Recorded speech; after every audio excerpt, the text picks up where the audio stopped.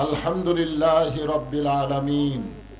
যে আল্লাহ শারীরিক সুস্থতা, মানসিক প্রশান্তি দান করে আজকের এই জান্নাতের বাগানে কবুল করেছেন, আমরা সে আল্লাহর উপরে খুশি না বেজার?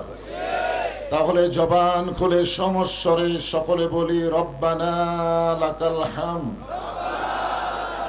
হামদান কাসীরান তাইয়িবান মুবারাকান ফীহি। আমাদের ভাগ্য এতই ভালো যে আল্লাহ তাআলা আমাদেরকে রুহের জগতে অত্যন্ত পছন্দ করে দুনিয়ার জগতে আমাদেরকে মুসলমানের ঘরে কবুল করেছেন। এই দুনিয়াতে মানুষ পাঠানোর দায়িত্ব কার? আল্লাহ যদি আমাদের হিন্দু, বৌদ্ধ, খ্রিস্টানদের ঘরে পাঠায় দিত, আমাদের করার কিছুই ছিল না।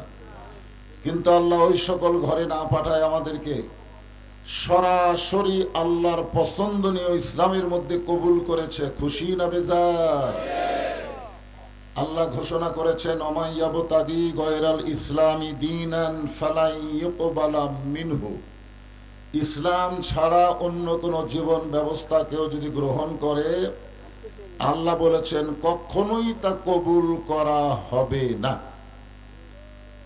ইসলাম ছাড়া অন্য কোন জীবন ব্যবস্থা গ্রহণ করা যাবে?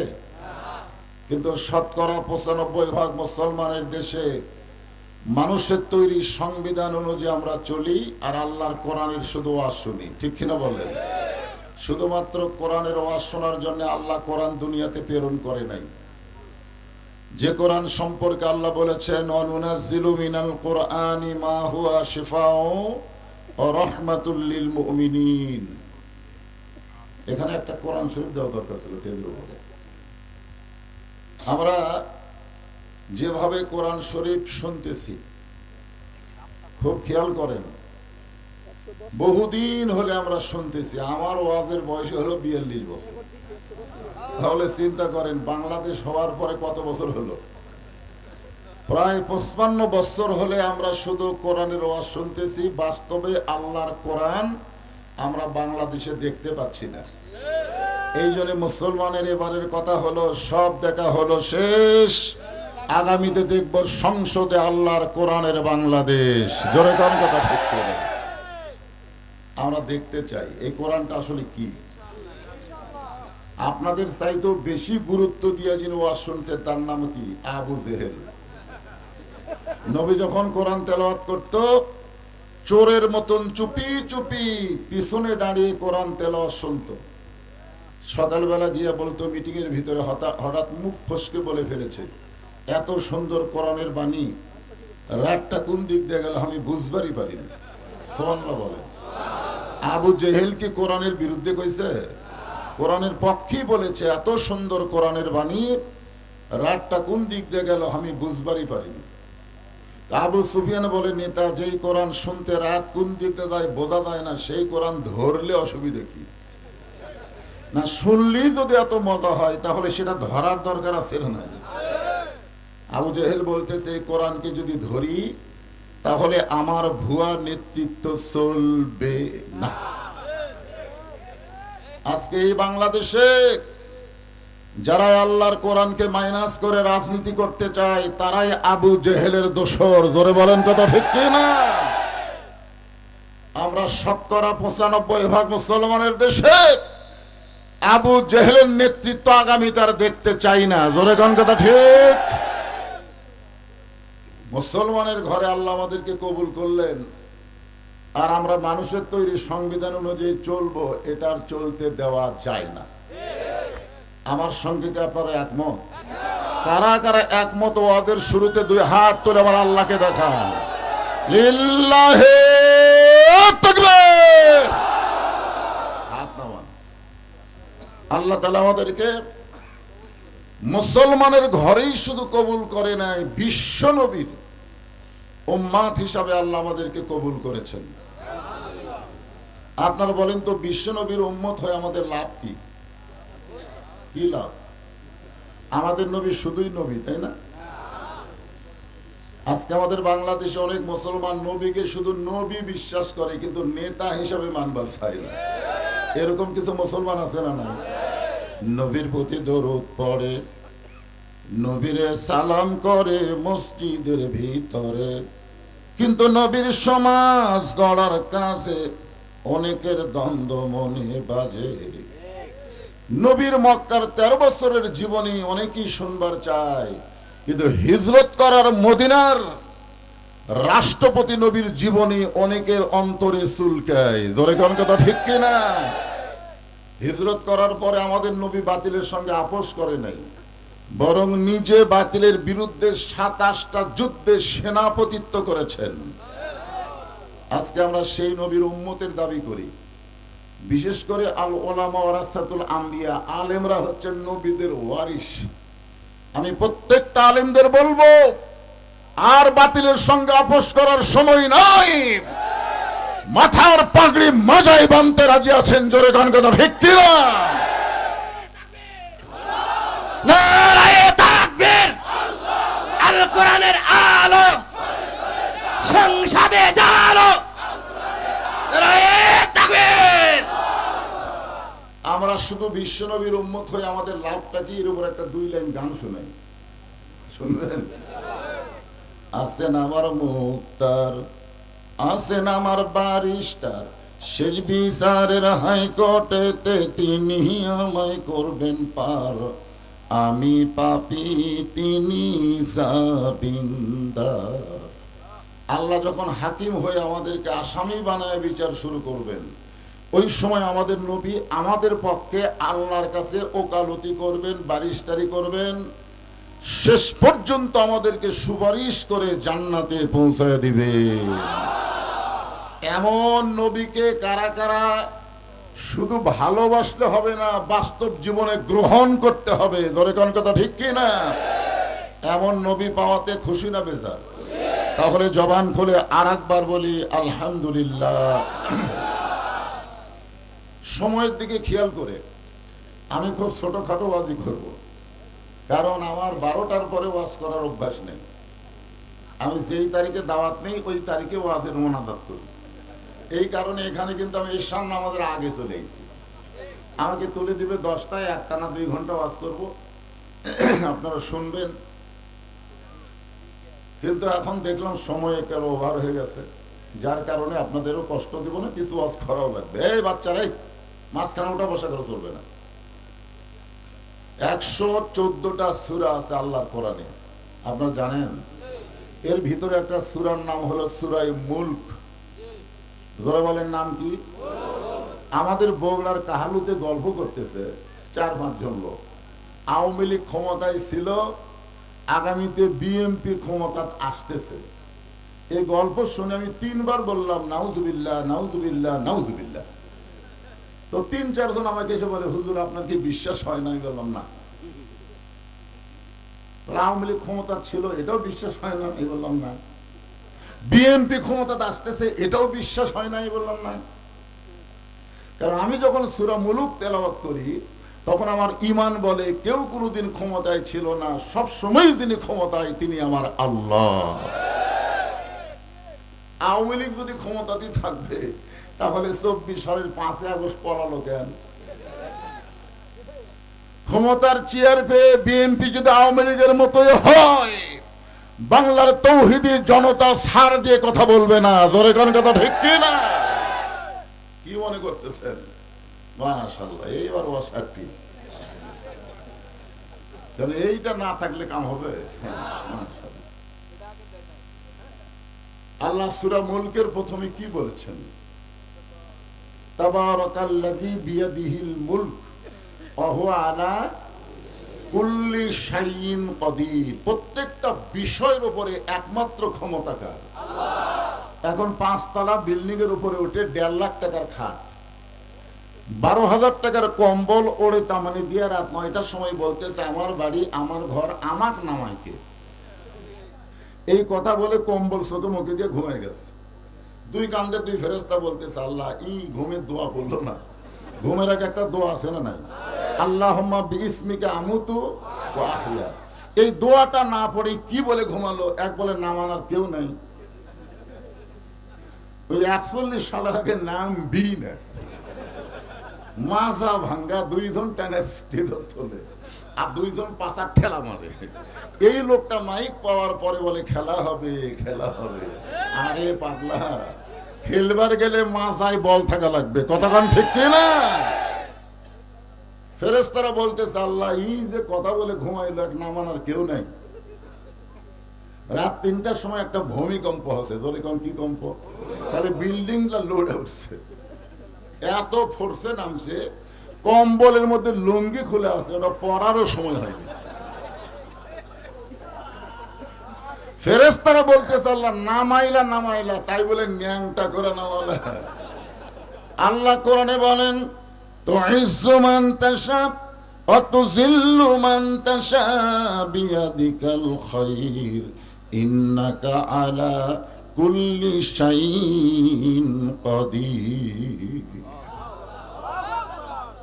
আপনারা বলেন তো দুপুরের ভাতটা সব পাক করছেন না, খাবার পারছে? আসলে ন্যাংটা করে নেমে দিছে। আজকে এখানে সূরা মুলকের তাফসীর শুনতে গেলে বিশ্বাস করে সবাইকে বলতে হবে সমস্ত ক্ষমতার মালিক কে? কিছুদিন আগে দিনাজপুরে ওয়াজ করতেছি, এক হাজী সাহেব আমার পাশে বসে বলতেছে হুজুর আপনারা কি রাজনীতি ছাড়া ওয়াজ বোঝেন না? কোরআনের মঞ্চে আপনারা রাজনীতি করেন কেন? তাই বললাম হাজী সাহেব আপনি তো হজ করবার যাও রাজনীতি করছেন। হাজী সাহেব বলতেছে আল্লাহর শপথ আমি হজ করবার যাও রাজনীতি কখন করলাম? আমি কইলাম আল্লাহর ঘর সামনে নিয়ে আপনি একটা তালবিয়া করছেন, আপনার মনে আছে?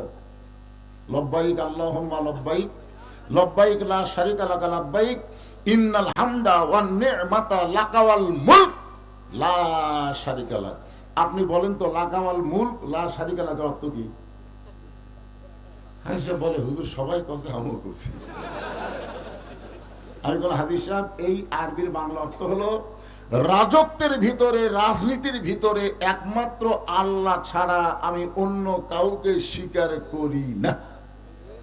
আপনি হজ করার আগে যে দলই করেন, হজ করার পরে যদি আল্লাহর দল না করেন আপনার হজ কবুল হবে না।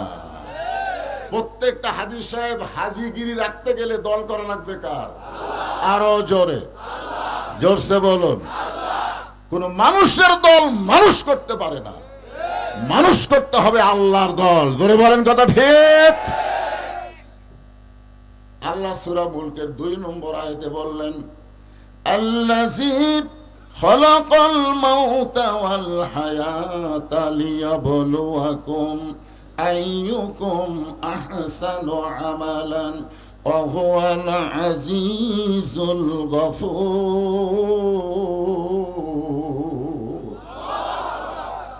মৃত্যু আর হায়াতকে সৃষ্টি করছেন কে? আল্লাহ। এখানে যারা বসে আছেন আপনাদের মধ্যে এমন কোন লোক আছে যে দাঁড়ায় বলতে পারে হুজুর আমার বাড়ি মৌসাকের সবচাইতে কাছে, আমি এখান থেকে বাড়িতে যাবার পারবই? একটা লোক দাঁড়ান তো দেখি। তো এখান থেকে বাড়ি যাওয়ার গ্যারান্টি যদি দিবার না পারেন তো এত মশান মারতেছেন কেন? বগুড়ার ভাষা মশান মারা, বারবার কি দেখেন ভাই? বলে হুজুর 6 তলার ভিত দিয়েছি, 4 তলা হচ্ছে, রড বার করে দিয়েছি। আপনারা বলেন তো প্রত্যেকটা ইমানদারকে তাকান লাগবে কোন দিকে, উপর দিকে না নিচের দিকে? তুমি 6 তলা না 1 তলা? নিচতলা। জোরে বলেন কোন তলা? এই জন্য আল্লাহ তাআলা বললেন আল্লাযী খালাকাল মাউতা ওয়াল হায়াতা, মৃত্যু এবং হায়াতকে সৃষ্টি করছেন কে? আল্লাহ। কি জন্য?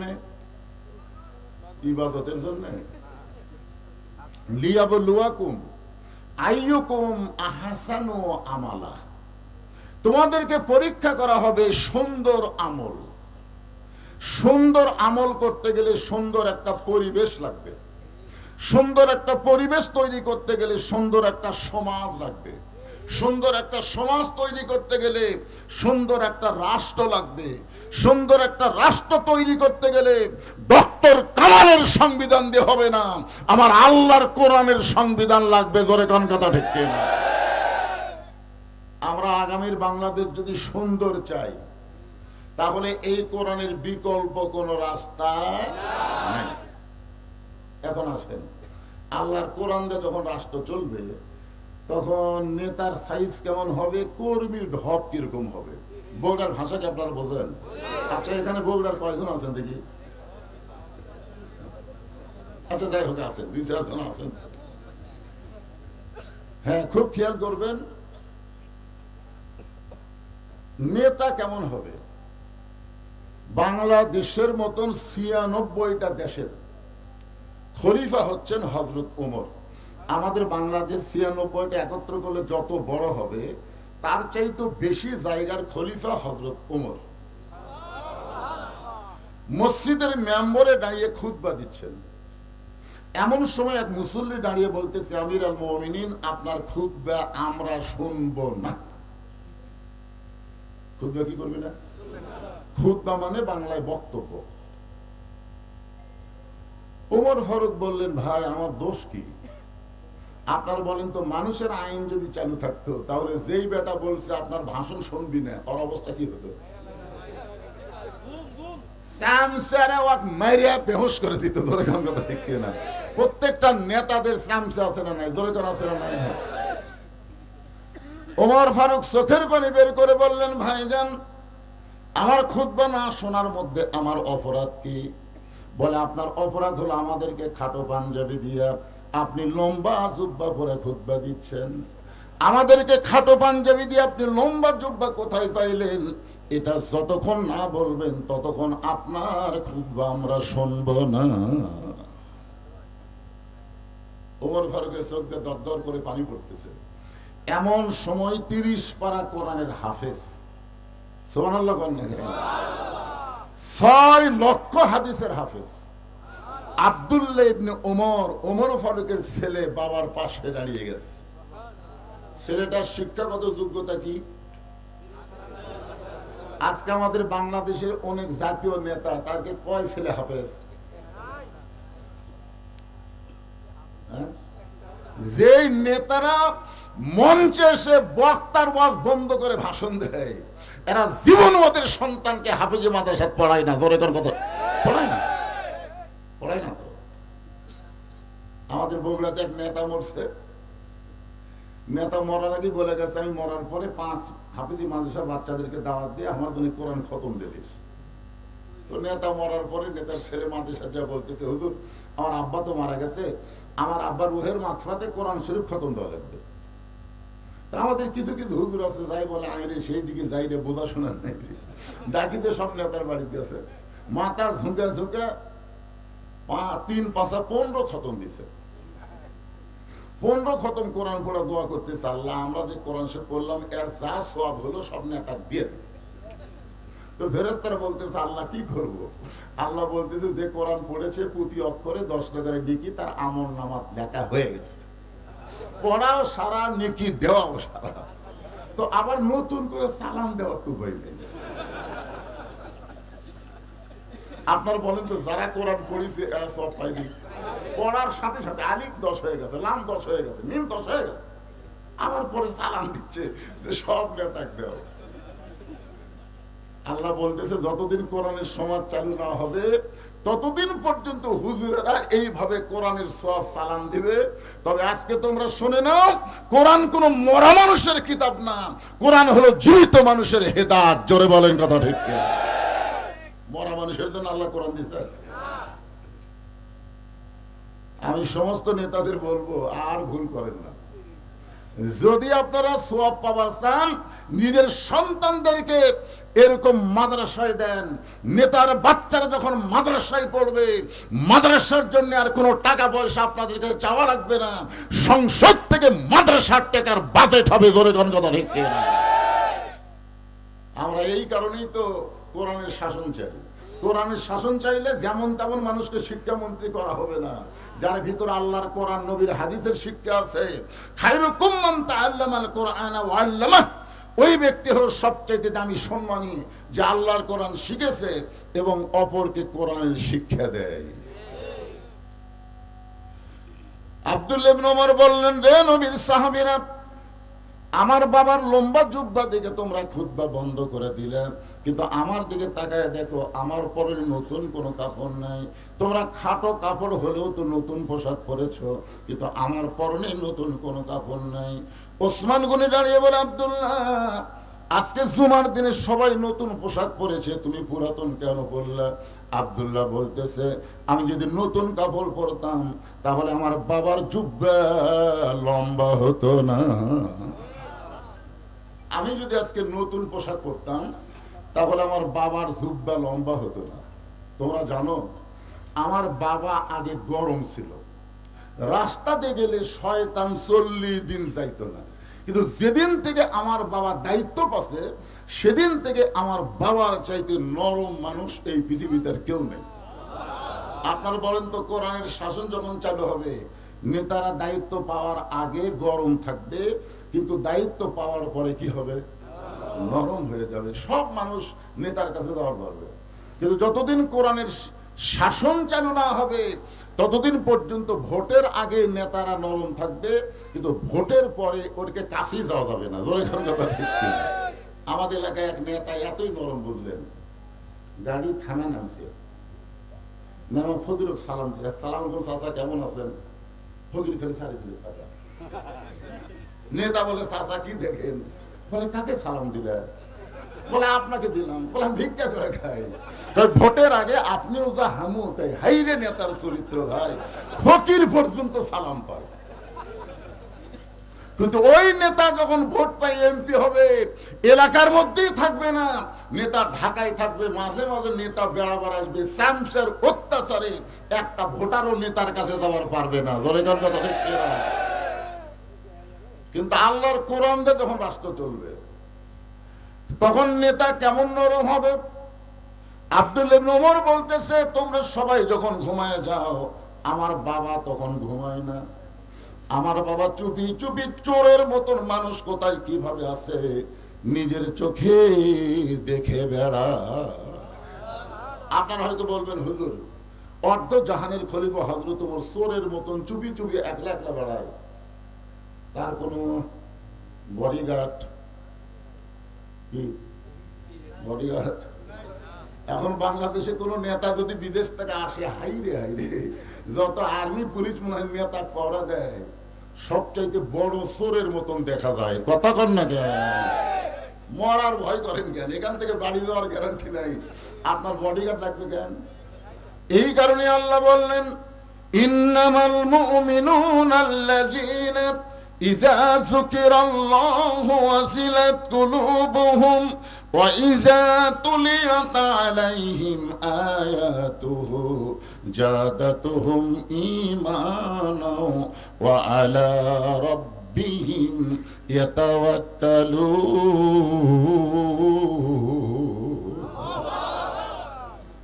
রাতের বেলা হযরত ওমর ঘুরতেছে মানুষের দুঃখ কষ্ট দেখার জন্য। হঠাৎ হযরত ওমর দেখতে পায় একটা মরুভূমির ভিতরে একটা তাঁবু টাঙ্গানো, তাঁবুর বাইরে একটা পুরুষ মানুষ অস্থির হয়ে ঘুরতেছে। এই আমাদের খেয়াল করবেন, তাঁবুর বাইরে একটা পুরুষ মানুষ অস্থির হয়ে ঘুরতেছে, একবার উত্তরে যায় একবার দক্ষিণে যায়। ওমর ফারুক চিন্তায় পড়ে গেলেন, পুরুষ মানুষ অস্থির হওয়া তো লক্ষণ ভালো না, অস্থির হবে নারী। ধরে কারণ অস্থির কি হবে? আপনারা বলেন তো, জান্নাতের ভিতরে গন্ধম গাছের কাছে কে আছে আগে? হাওয়া না আদম? মেয়ে মানুষেরা অস্থির, আর দীর্ঘদিন হয়ে আমরা সেই মেয়ে মানুষেরই আন্ডারে ছিলাম। ধরে কারণ কথা ঠিক ছিল?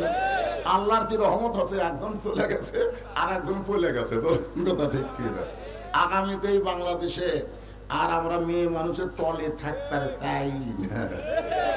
মেয়ে মানুষের দিন শেষ, মরদ মানুষের বাংলাদেশ। জোরে গান কথা ঠিক কিনা? আর রিজালু কাওয়ামুনা আলান নিসা, পুরুষ থাকবে উপরে, নারী থাকবে নিচে। এই কথা কি আমার না আল্লাহর? জোরে গান কার? দীর্ঘদিন আমাদের কোনো দোয়া আল্লাহর দরবারে কবুল হয়নি, জানেন? একটা দোয়া কবুল হয়নি, কারণ রাসূল বলেছেন, মা তারাক্তু বাদি আলা উম্মতি ফিতনাতুন আতারাল রাসূলু মিনান নিসা, রাওয়াহুল বুখারী কিতাবুল ফিতান। আল্লাহ রাসূল বলেছেন, আমার পরে আমার উম্মতের জন্য সবচাইতে বড় বিপদ হলো পুরুষ মানুষের জন্য নারী নেত্রী হওয়া। সে নারী রাসূলের তলে যায়, ইসলামী শাসন করবে। ভুয়াবাজি আর চলবি না। ধরে কোন কথা ঠিক কিনা? ইসলামী শাসনতন্ত্র গ্রহণ করার দরকার আছে না? নাই? একটু মনোযোগ দিয়ে শুনবেন, লোকটা অস্থির। ওমর ফারুক চিন্তায় পড়ে গেলেন, পুরুষ মানুষ অস্থির, লক্ষণ তো ভালো না। অস্থির পুরুষকে শান্তি দেওয়ার জন্য ওমর ফারুক সালাম দিলেন, আসসালামু আলাইকুম ইয়া আব্দুল্লাহ। লোকটা সালামের উত্তর দেয়নি। ওমর ফারুক সালাম দিলেন, আসসালামু আলাইকুম ইয়া আখি। লোকটা সালামের উত্তর দেয় না। ওমর ফারুক আবার যখন সালাম দিবার যাচ্ছে, এমন সময় লোকটা বলে, এই মিয়া, খালি বারবার সালাম দাও মিয়া। আচ্ছা বলেন তো, ওমর ফারুক রাস্তা দিলে কয়দিন শয়তান যায় না? আর সেই মানুষটাকে একটা লোক হুমকি মারতেছে, বারবার খালি সালাম দাও মিয়া। তুমি জানো হযরত ওমর যখন কোরআন দিয়ে রাষ্ট্র চালায়, তখন দিনও যা রাতও তাই। ওই লোকটাকে ওমর কি বলতেছে, তুমি জানো হযরত ওমর যখন আল্লাহর কোরআন দিয়ে রাষ্ট্র চালায়, তখন দিনও যা রাতও তাই। আমার গর্ভবতী বউকে নিয়ে আমি অমুক এলাকা থেকে অমুক এলাকায় যাচ্ছিলাম, কিন্তু এই মাঝ রাস্তায় এসে আমার বইয়ের এমন প্রসব ব্যথা বেড়ে গেছে, আমার বইয়ের জন্য তাবু টাঙ্গায়, বউটা আমার তাবুর মধ্যে কাঁদতেছে, আর আমি মরদ মানুষ কিছুই করতে পারতেছি না, বাহিরে অস্থির হয়ে ঘুরতেছি, আর তুমি খালি সমাজে সালাম দাও। ওমর ফারুক আস্তে করে গিয়া লোকটাকে বুকের মধ্যে নিয়ে কপাল একটা চুমা দিয়ে বললেন, ভাইজান, ইন্নাল্লাহা মা'আস সাবিরিন, ধৈর্যশীলদের সঙ্গে আল্লাহ থাকে, আপনি ধৈর্য গ্রহণ করেন। আমার বাড়িতে ভালো একটা ধাত্রী আছে, আমার বাড়িতে ভালো একটা ধাত্রী আছে, আপনি একটু সময় ধৈর্য গ্রহণ করেন। আমি এক দৌড় দিলাম। অর্ধ জাহানের খলিফা হযরত ওমর মানুষের উপকারের জন্য দৌড়াই কার ভয়ে? জোরে বলেন, কার ভয়ে? আত্তাকুল্লাহ। ডিগ্রি অর্জন করতে গেলে মানুষের সমাজ চলবে না, আল্লাহর কোরআনের রাষ্ট্র লাগবে। জোরে কোন কথা ঠিক কি না? এক দৌড়ে বাড়ির দরজায় আব্দুল্লাহর মা, সঙ্গে সঙ্গে দরজা খুলে গেল। ওমর ফারুক চমকে গিয়ে বলে, বিবি রে, আমি না হয় পাগল হয়ে মানুষের দুঃখ কষ্ট নিজের চোখে দেখি, রাতের বেলা ঘুমাই না, কিন্তু তোমাকে ডাক দেওয়া মাত্রই তুমি দরজা খুলে দিলে, তুমিও কি ঘুমাও না?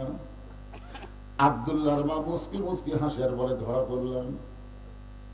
বলে, কি ধরা পড়লাম? বলে, যেদিন থেকে আপনি রাতের অন্ধকারে মানুষের দুঃখ কষ্ট দেখেন, সেদিন থেকে আমিও ঘুমাই না। আমি দরজায় দাঁড়িয়ে সারা রাত আপনার নিরাপত্তার জন্য আল্লাহর কাছে দোয়া করি।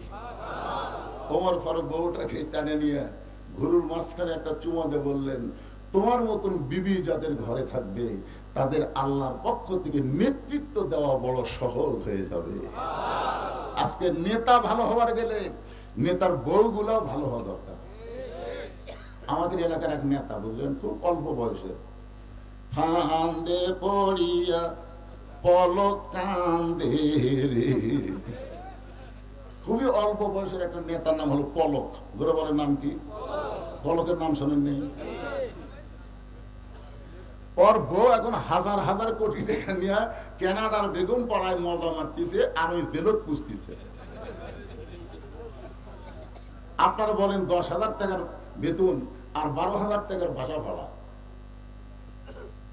বউ হিসাবে কিছু বলার দরকার আছে না নাই? তুমি বেতন পাও 10,000, বাসা ভাড়া 12,000, এরপরও মাছ গোস্ত কেন টাকা তুমি কোথায় পাও? প্রত্যেকটা বউ যদি স্বামীর হিসাব চায়, একটা স্বামীও দুর্নীতি করতে পারবে না। জোরে কথা কন না, কেন পারবে? ওমর ফারুক বললেন, বিবি, জান্নাতে যাবার চাও? বউ মুচকি মুচকি হাসার বলে, জান্নাত কোথায়? বলে, আমার সাথে চলো, এই জিনিসগুলো নাও। একটা গর্ভবতী মহিলাকে বাচ্চা খালাস করতে গিয়ে যা লাগবে সেইগুলো জিনিস নিয়ে আমার সাথে চলো, আল্লাহ তোমাকে জান্নাত দিয়ে দিবে। জোরে করে ওমর ফারুক নিজের বউটাকে নিয়ে আসলেন, অন্য পথ দিয়ে তাঁবুর ভিতরে ঢুকায় দিলেন। আর লোকটাকে বলতেছে, ভাইজান, ভালো ধাত্রী গেছে, তোমার বিবির কাছে তোমার আর কোনো টেনশন নাই। কিছুক্ষণ পরে হযরত ওমরের বিবি বলতেছে, আমির আল মুমিনিন, আপনার বন্ধুকে খবর দেন, তার বিবি বাচ্চা দুইজনে আল্লাহর রহমতে সুস্থ রয়েছে। যেই বলছি আমিরুল মুমিনিন, আপনার বন্ধুকে খবর দেন, ওমর ফারুক তাকায় দেখে মাটি পড়ে গেছে। আরে ভাই, খবর কি? আপনি হযরত ওমর? তিনবার সালাম দিলেন, আমি আপনার সঙ্গে বেয়াদবি করলাম, এরপরও আপনার বিবি দিয়া আমার বউয়ের গর্ভ খালাস করলেন। আপনি কি মানুষ? ওমর ফারুক বললেন, আল্লাহর কোরআন দিয়ে যখন রাষ্ট্র চলবে তখন নেতারা এইরকমই হবে। সুবহানাল্লাহ কন্যা।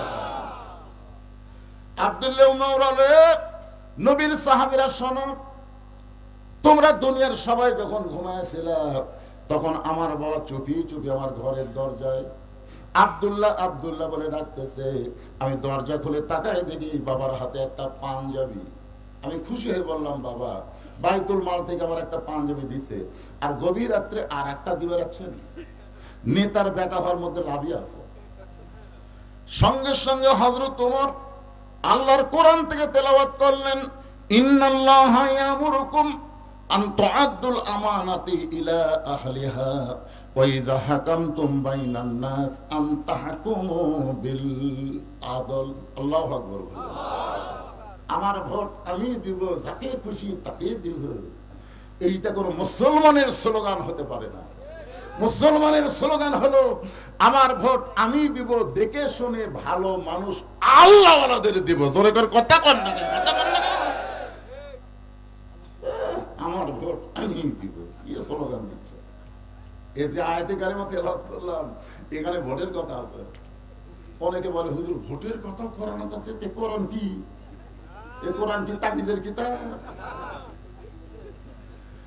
যেই কোরআনকে আল্লাহ লক্ষ্য করে বললেন, অনুনাজ্জিলু মিনাল কুরআনি মা হুয়া শিফাউ ওয়া রাহমাতুল লিল মুমিনিন। এর স্লোগান হলো, সব সমস্যার সমাধান দিতে পারে আল্লাহ। যারা বলতেছেন না মরার আগে কিন্তু বোবা হবেন, আপনারা কি আল্লাহর কোরআনের সাথে একমত না দ্বিমত? একমত যারা হবেন একের গলা ছাড়িয়া স্লোগান দিবেন। আপনারা কি মনে করছেন? এখন আগে আমি ওয়াজ করতাম, হাসিনা যখন ছিল তখন ওয়াজ করতাম, রব্বানা আতিনা ফিদ দুনিয়া হাসিনা, বুঝলেন? হাসানা বাদ দিয়ে হাসিনা করতাম।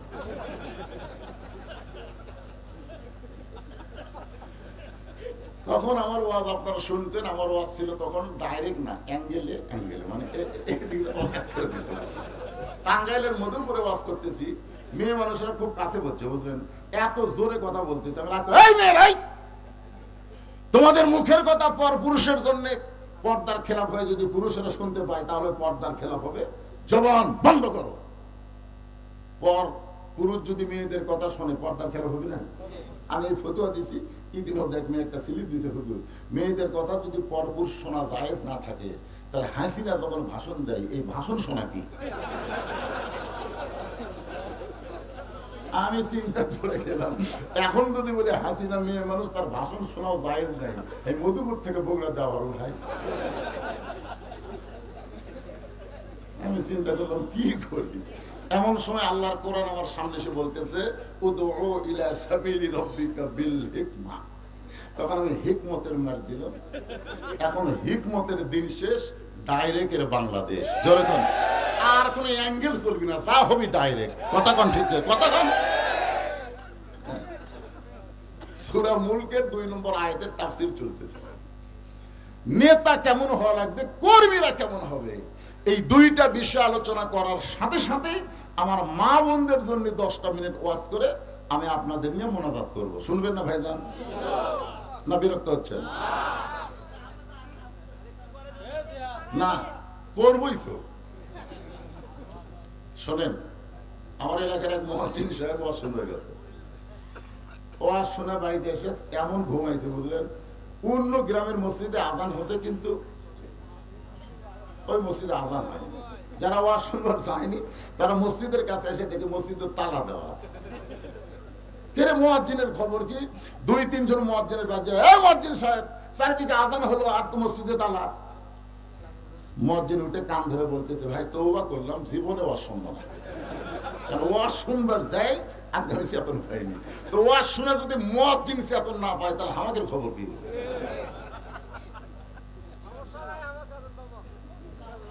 ইনশাআল্লাহ কর, ইনশাআল্লাহ কর, চেতন পাবি। এটা কে উঠলো? এই উঠো কেন? কিসের 1 নম্বর রে? যেই কোরআনকে আল্লাহ শেফা রহমত স্বরূপ মুমিনদের জন্য নাজিল করেছে, কোরআনের ওয়াজ শুনতে পেশাব যদি লেগেও যায় আল্লাহর কোরআনের মহব্বত একটু বসেন, কিছুক্ষণ পরে দেখবেন পেশাব জাতীয় যত ব্যারাম আল্লাহ এই কোরআনের ওসিলায় ভালো করে দিবে। কি করে আল্লাহ পারে কি পারে না? একটু একটু ধৈর্য ধরেন। আমাকে এলাকায় বহুমূত্র লোক তবলিগের চিল্লা দিবার ভালো হয়ে গেছে জানেন। আর বহুমূত্র ঘন্টার মধ্যে 3 বার পেশাব করে, রাত্রে পলিথিন দিয়ে ঘুম পড়ে। ওই লোকটা একজনের তালত করে চিল্লাত গেছে, চিল্লাত যে বলছে আমিরের হুকুম ছাড়া কিন্তু কিছুই করা যাবে না, পেশাব যদি লাগে 1 লোক দেখাবি, পায়খানা লাগে 2 লোক দেখাবি। আর ঘন ঘন পেশাব যেই 1 লোক তুলছে আমিরের আবার কানে কানে কথা, হুজুর এর কিন্তু বহুমূত্র 1 লোক তুললে 1 জাবাত দেবেন। আমিরের বলছে জাবাত দেবেন না, অক বলছে তুই 1 লোক তুলবি, যে 1 আঙ্গুল তুলছে বস বয়ান চলতেছে কিসের পেশাব। ওই 2-3 বারে 1 লোক তুলিছে, 2-3 বারে আমির বসে দিয়েছে, আমিরের কথা মানা হলে। কিছুক্ষণ পরে বলতেছে দরকার হলে এই মসজিদের পেশাব করবো, আর 1 লোক তুলবো না। এই মনে করে পেশাব করবার চাষে ওই লোকটাই বলতেছে আমার তল পেট ঠান্ডা হয়ে গেল, পেশাব যে কুটি গেল, 1 চিল্লা দিয়ে এসে আমার বহুমূত্র ভালো হয়ে গেছে। কি মনে করতেছে? তাহলে আল্লাহর কোরআনের মাহফিলে বসে যদিও লাগে 10টা মিনিট খালি একটু ধৈর্য ধরেন, দেখবেন এই কোরআনের পাওয়ার আছে না নাই। বাংলার জমিনে 12 তারিখের পরে আমরা আল্লাহর কোরআনের পাওয়ার নিজের চোখে দেখতে চাই। জোরে করে কথা কন না কেন? আগের দিন বাগে খাসে, ওরা বাদ দেন তো। ওই দলের এত ভোট, ওই দলের এত ভোট, খালি 12 তারিখ ভোট দেন। গোটা বাংলাদেশ ঘুরতেছি, সমস্ত মানুষের একই কথা, সব দেখা হলো শেষ। আগামীতে দেখবো আল্লাহর কোরআনের বাংলাদেশ। জোরে কোন কথা ঠিক না? একটু মনোযোগ দিয়ে শুনবেন। ওমর ফারুক বলে আব্দুল্লাহ এই পাঞ্জাবিটা আমার ভাগে পড়েছে বাজান, এখন তুই বল আগামীকাল জুমার দিনে এই ছোট পাঞ্জাবি পরে আমি যদি খুতবা দেই, প্রত্যেকটা মুসল্লির দিকে মানুষের চোখ না থাকলেও ইমামের দিকে সবার চোখ আছে না নাই? ইমাম যদি খাটো পাঞ্জাবি গাওয়াত দেয়, মুসলিমের বলবে হুজুর লুচ্চা হবে না। আমার এলাকার এক ইমামের দাড়ি 1 মুষ্টির নিচে, আমাকে মোবাইল করে কয় হুজুর ইমামের দাড়ি যদি 1 মুষ্টির নিচে হয় নামাজ হবে? আমি বললাম কে ভাই ইমাম তোমার দাড়ি লাগবে দিছে না? তা দেয়নি তো কি ভাবে মাসলেন? দূরে বসে ইমাম যখন খুতবা দেয় তখন মুখটা আন্দাজ করছে, আন্দাজ করে দেখলাম মুঠের চাইতে ছোট হতো। আমি বললাম দেখো, যে বাংলাদেশে ইমামের দাড়ি 1 মুষ্টির নিচে হলে মুসল্লি ফতুয়া চায়, সেই বাংলাদেশে দাড়ি মোট চাঁচা মানুষকে জাতীয় ইমাম বলা জায়েজ নাই। যারে তারে তোমরা জাতীয় ইমাম কবা, জাতীয় নেতা কবার করো, ইমাম বলা যাবে না। জয় কোন কথা ঠিক না? ওমর ফারুক বলেন আব্দুল্লাহ তোর পাঞ্জাবি আমাকে দান করে দে, তোর পাঞ্জাবি আমার পাঞ্জাবি একত্র করে আমি লম্বা জুব্বা বানায় খুতবা দিবারে চাই। আব্দুল্লাহ বলে গভীর রাতে আমার বাবাকে পাঞ্জাবির অংশ দিয়ে দিলাম, বাবার পিছনে পিছনে রওনা দিলাম। বাবা ঘরের মধ্যে ঢুকে তার পাঞ্জাবি আমার পাঞ্জাবি একত্র করে লম্বা জুব্বা বানায়, সেই জুব্বা পরে খুতবা দেয়। এখন বলো বাবার খুতবা শোনা যায় কি না যায়? সমস্ত সাহাবীরা চিল্লায় বলে আল্লাহর কোরআন দিয়ে যখন রাষ্ট্র চলবে তখন মুসলমানের এমন মুত্তাকি নেতা দেখতে পাবে। আইয়ুহাল্লাযীনা আমানু তাকুল্লাহা ওয়া কুনু মা'আস সাদিকিন। সুন্দর আমল যদি করতে চান, সুন্দর আমলের পরীক্ষা হবে। সুন্দর আমল করতে গেলে আল্লাহর ভয় ভিতরে রাখার দরকার আছে না নাই? আর আল্লাহর ভয় ভিতরে রাখতে গেলে জাত তার সাথে থাকা চলবে না। ওয়া কুনু মা'আস সাদিকিন। এখন সত্যবাদী কারা? মানুষের আইন নিয়ে রাজনীতি যারা করে তারা সত্যবাদী, না আল্লাহর কোরআন নিয়ে যারা রাজনীতি করে তারা সত্যবাদী? তো আপনারা কার সাথে আছেন? কোরআনের সাথে থাকবেন? হায় হায় রে, এই হেলকিজাম দেখান না ভাই রে। ওই রফিকুল ইসলাম মাদানি কয় হুজুর ওই জনগণের তো বিরাট স্লোগান করছে, আমার মুখ চাচ্ছে ওর মুখ ছোট মানুষ তো বেটার মানুষ, সত্যিতে মেরে দিতে ভাই ওই কথা বলে এখন দাঁড়িয়ে সরকারি গালে গেলে ও দিয়ে বুঝলে।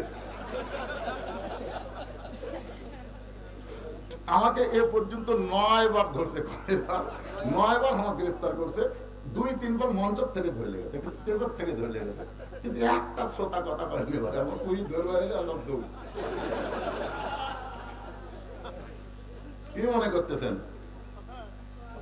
ইমান রক্ষা করার একটা তারিখ সামনে আসতেছে, ঠিক কিনা বলে?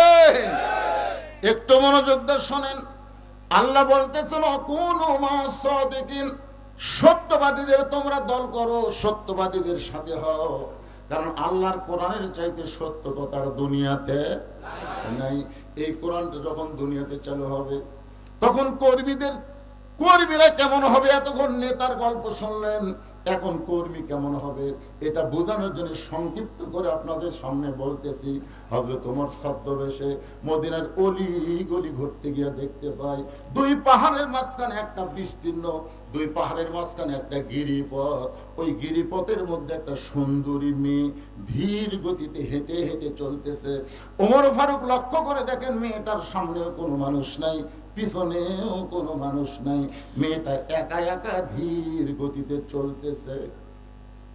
ওমর ফারুক মেয়েটার দিকে ভাবে তাকায় বললেন আলহামদুলিল্লাহ। মেয়েটার দিকে তাকায় হয়তো ওমর কি বললেন? আপনারা ফতুয়া খুলবে এখন, হুজুর তাহলে একটা মেয়ের দিকে তাকানো যায় না? ওমর ফারুক যে মেয়েটার দিকে তাকায় আলহামদুলিল্লাহ বলেছে, ওই মেয়েটার আপাত মস্তক আল্লাহর কোরআনের আইনের পর্দা রয়েছে। আমাদের বাংলাদেশে শরিয়া নিয়ে নাকি কোনো কথাই চলবে না। একজন নেতা বলতেছে আপনার ক্ষমতার দিকে পর্দার খবর, পর্দা জায়েজ করতে, ইসলাম নিয়ে ঠাট্টা করা হবে না। আমি বলেছি ইসলাম নিয়ে যারা মস্করা করে আর জুমার দিনে সবার শেষে আসা আগে যায় একই থেকে। আপনার বলেন তো যারা 5 ওয়াক্ত নামাজ পড়ে না জুমার দিনে সবার শেষে আসা আগে যায়, এরা কি নামাজি? আল্লাহর সাথে মস্করা করে।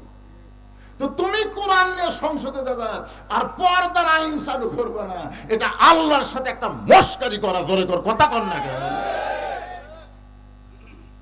সেদিন ভারতের আজ থেকে 7-8 দিন আগে ফেসবুকে দেখছেন ভারতের একটা উগ্রপন্থী মন্ত্রী বিবৃতি দিচ্ছে যে বাংলাদেশের মৌলবাদী টুপি আল্লাহরা নাকি আল্লাহর কোরআন নিয়ে সংসদে যাবার চায়, ওরা নাকি আগামীতে কোরআন দিয়ে বাংলাদেশ চলাবার চায়। এই হুজুররা তো জানে না 3 দিকে ভারত, একদিকে সাগর। ভারত যদি একবার বাংলাদেশে ধরে এই টুপিওয়ালারা পলানোর রাস্তা পাবি না, সাগরও ডুবে মরবে। একজন মন্ত্রী এই বিবৃতি দিছে, আর বিবৃতির সাথে সাথে আমি ফেসবুকে স্ট্যাটাস দিলাম, এই মারওয়ানের বাচ্চা তোরা হযরত মুসা চিনিস? ফেসবুকে এটাই দিছি, তোরা হযরত মুসারে চিনিস? 3 দিকে ফেরাউনের সৌর লাঠি নিয়ে, একদিকে সাগর। ফেরাউন বলতেছে মুসা পলানোর কোনো রাস্তা নাই। মুসা বলতেছে আল্লাহ আমি এখন পর্যন্ত তোমার দিকে তাকায় আছি। আল্লাহ বলতেছে হাতত লাঠি নাই। মুসা বলতেছে আল্লাহ এক লাঠি দিয়ে এই হাজার হাজার লাখ লাখ লাঠির সাথে পারা যাবে। আল্লাহ বলে ওদের দিকে লাঠি লাগবে না, সাগরত মার। লাঠি সাগরে মারার সাথে সাথে রাস্তা হয়নি, হয় নাই। এখনো বলেন আল্লাহ সেটা আছে না নাই? তোরা মালনের বাচ্চা আমাদেরকে চারিদিক থেকে অ্যাটাক করবি, আমাদেরকে সাগরের ভয় দেখাস। আমাদের আল্লাহ সাগরকে রাস্তা বানায় দিবার পারে। জোরে কোন কথা ঠিক না? ওরা বলে আমাদের হাতে অ্যাটম আছে, বোমা আছে। আল্লাহ বলতেছেন ফালিয়াবুদু রব্ব হাযাল বাইত আল্লাযী আত'আমাহুম মিন জু'ইন ওয়া আমানাহুম মিন খাউফ। ওই ঘরের মালিকের তোমরা আইন মানো, ওই ঘরের মালিকের তোমরা গোলামি করো, ওই ঘরের মালিকের তোমরা নামাজ পড়ো, তোমাদের রিজিকের কোনো পেরেশানি থাকবে না, আর তোমাদের যাবতীয় নিরাপত্তা আমি আল্লাহর নিরাপত্তার চাদর দিয়ে দিব।